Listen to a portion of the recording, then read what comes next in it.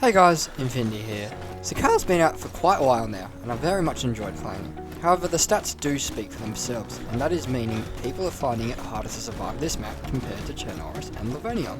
For this reason, I've decided to make the ultimate survival guide which will showcase every aspect of Sakhal and a run through full to the military armor, acting as a guide throughout the video. So let's get into things. When you first spawn in, I always recommend trying to get a spawn around the volcano. This is because you'll be close to the scientist and his briefcase. In my experience, going for this after you make it off the coast is one of the best ways at surviving long term on Sakhal. Now that you've got a spawn near the volcano in a town, there are two priorities you will need to address firstly, and that's food and water. Thankfully, all major spawn towns have freshwater aquifers usually hidden at the back of them. In addition, there's a large coast that offers some great fishing opportunities to address this food issue as well. Now when you spawn in, I should highlight that there is not a significant need to rush. As long as you are careful and you take your time, you should be fine. I actually ignore getting water straight away and always go for food first, as you can seem to survive quite a while without water. Therefore, knowing this, I do recommend you look for a couple knives in your spawn town and start working towards getting a fishing rod so that you can catch some fish. And just like that, by wandering around, you can find some shirts to cut up into rags. This will mean you can get the 12 that are needed to make a rope, working towards our fishing rod. Once you have 12 rags, put one in your hands and combine the other and make yourself a rope. We're definitely going to need this to survive. Now that you've got the rope, it's time to build your first fire. I always recommend building a fire before going fishing to get a heat buff, as fishing is quite a time consuming process. In the meantime, you should have found at least like 1 can of tomatoes or 1 can of peaches or something that you can cook up, and also perhaps a water bottle that you can drink. This should keep you going for the short term. After sitting by your cozy fire for a while, you should have a heat buff with 2 plus icons next to the temperature icon. Following this, it's time to head down to the coast and make your first fishing rod. Simply drag a long stick and the rope together to make the fishing rod. New to this update, you can also make wooden hooks by simply using a knife on some short sticks. However, they're not as good as the official bone hook or the fishing jig either, as they have a lower yield rate. Don't forget to add your bait to your hook before you fish, as you will need bait to catch anything. And now it's time to cast away.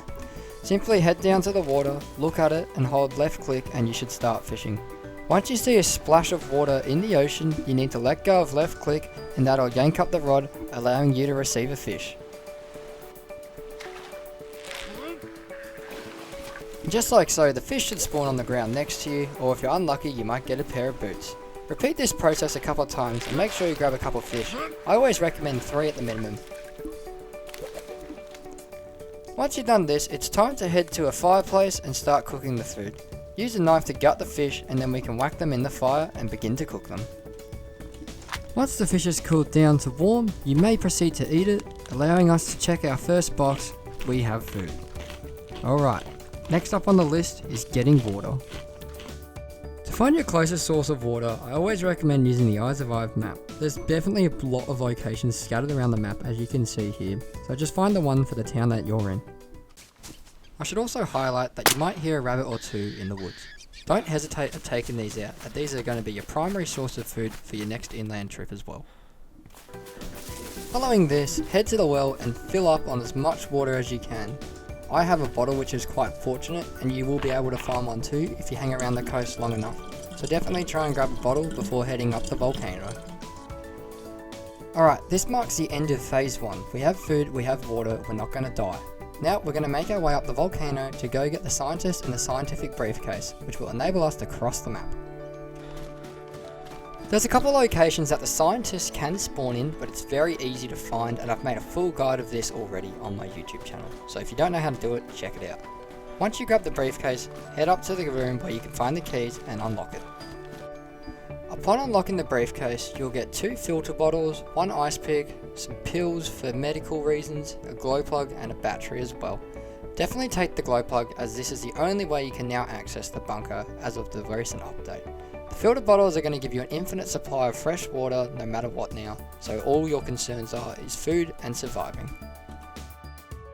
The next step in this stage is to check the geothermal plant. It has just been recently updated and now has military spawn points as well, so it's a great key point of interest to get some proper military gear. Now, the geothermal plant has been recently changed to contain a lot more military loot as previously it wasn't. It now has 5 tents, a couple containers as well, and the entire zone is now actually spawning military gear from what I am aware. This is great now because it's actually going to make a very good solid military area in the middle of the map.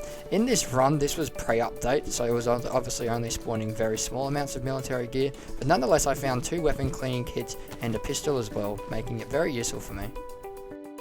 I'm now calling the end of phase 2. By this point you will have the briefcase and a lot of gear from the geothermal plant.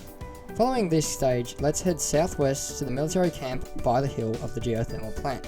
This is going to be a great place to pick up some armor and some military clothing now, so you can start blending in with the environment. As we enter phase 3 of this guide, it's important to note that you should be definitely having your wits about you. Entering military compounds with not very much appropriate gear is what is going to get you killed. As you can see here, we are finding some military clothing, and this is why we're going to come here, to make sure we get that high insulation clothing that's going to help us on the military island later down the line. My biggest take from the compound here was a press vest which I find in the toilet of this building just around the corner. This is a great find as it is quite a high insulation vest, but it also has storage and armor as well. The only difference obviously is the plate carrier, which I did have one on anyways, but just without the storage. I've opted in for storage this time just because of the inventory size reductions across the board for many of the shirts that we've had. Following this now, it is time to make our way to the military island bridge, so let's go. Alright, now that we are approaching the military island land bridge, it's very important to be careful as players definitely do like to camp this spot. However, we do need to take advantage of the loot here, so let's get into it.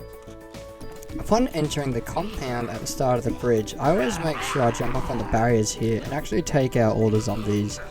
This is just because it is so many of them that hang around here, so you just need to be careful, but also make sure you don't waste too much time. So I always recommend just go loud and get it over and done with.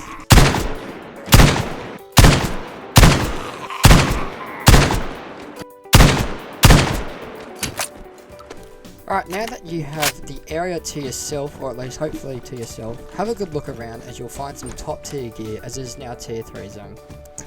First building I enter, I find a baby AK, meaning now I have a solid weapon to go up against heavily armed players, making me definitely a lot more confident to go onwards. With all this gear, I now mark the end of phase 3. You're going to now enter the phase of unknown, which is where I'm going to let you write your journey. As you can see, the military island is quite large and has a lot of opportunities for whatever you want to do. I'm not going to tell you how to play this phase, as everyone wants to write their own journey. You could go to the bunker using the glow plug that we got from the briefcase, or you could sit on a watchtower, wait for people, and enjoy a snowfall or two. Anyways guys, I hope this video did help you one way or another if you were struggling to survive on Sakhal. I love the map so far, and I'm going to keep playing it in every free time I have available. If you did find this video useful, please consider leaving a like and subscribing to my channel. It helps me out a lot, and I'll see you all in the next one.